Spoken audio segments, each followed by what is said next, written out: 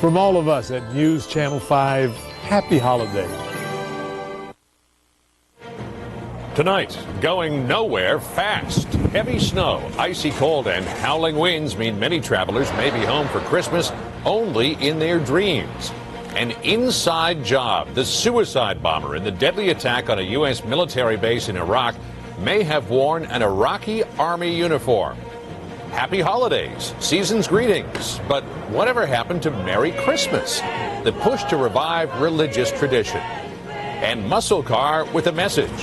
How a hero's death and a young boy's promise inspired a project of hope and horsepower.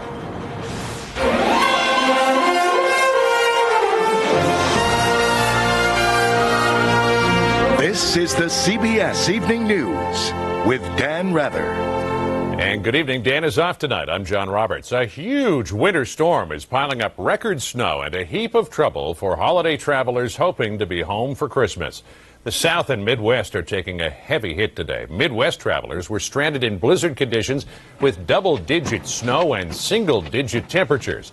And in parts of the South, freezing rain left highways glazed with ice. Countless thousands of people are without power tonight. The storm's track from Wyoming to Ohio and from the Texas Panhandle on up to the Great Lakes left a big trail of misery. And it's far from over. Cynthia Bowers begins our coverage. This is a record these folks want no part of. A winter's worth of snow in a single day, stranding people and Christmas packages across wide parts of Illinois, Indiana, and Ohio. Just snow's just too deep, can't do it, so we're just spending the night here. 31 inches fell south of Indianapolis with snow drifts of up to 6 feet. Interstate 64 eastbound was closed for 30 miles from Evansville to the Illinois state line, making it a day this newlywed will never forget. And we were going to try to shoot straight through to enjoy as much of Florida as we could. And now we're in Indiana in a snowstorm. Here we are. This is our honeymoon. It wasn't just heavy snow, but a dangerous wintry recipe that shut Cincinnati down and knocked out power to roughly 300,000 Ohio homes. Miserable doesn't even explain it.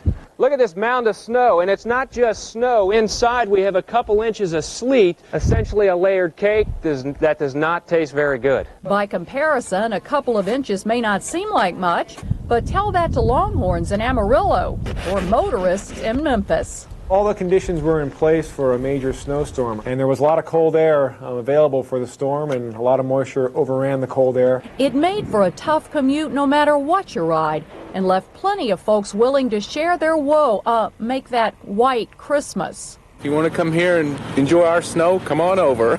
Or come to Chicago, where it was a wind chill hovering around -10 that turned the famous mile from magnificent to miserable. Oh, it's past cold. It's frigid. Freezing. It's the kind of cold that rattled bones and made working outside dangerous. Unless that is you are warmed by an acetylene blowtorch and prospects of the upcoming holiday weekend. Don't care. I'm done after today. Till Monday.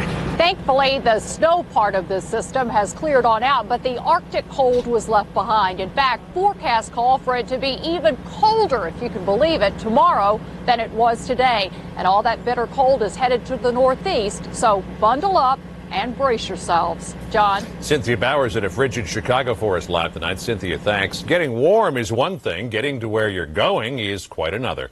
Jim Axelrod reports tonight what happened when dreaming of a white Christmas came up against reality on the runways. Over the river, through the snow, 14 hours in an airport, and maybe, just maybe, they'll see grandmother by Christmas. You can expect some delays, but not a day, not overnight. I didn't expect that at all. On the day before, it's not pretty in many airports around the country. Be prepared to sit and wait.